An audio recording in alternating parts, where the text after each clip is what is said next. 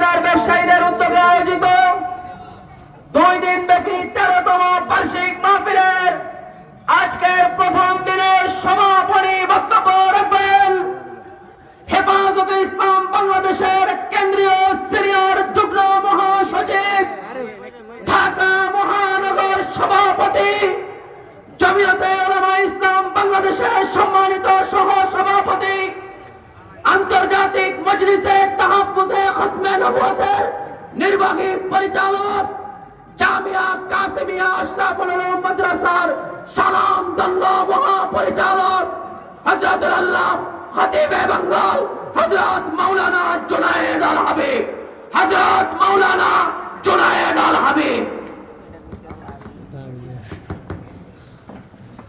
আসসালামু আলাইকুম ওয়া রাহমাতুল্লাহি ওয়া বারাকাতুহু। মহব্বতের সাথে দুরূদ শরীফ পড়ি। আল্লাহুম্মা সাল্লি আলা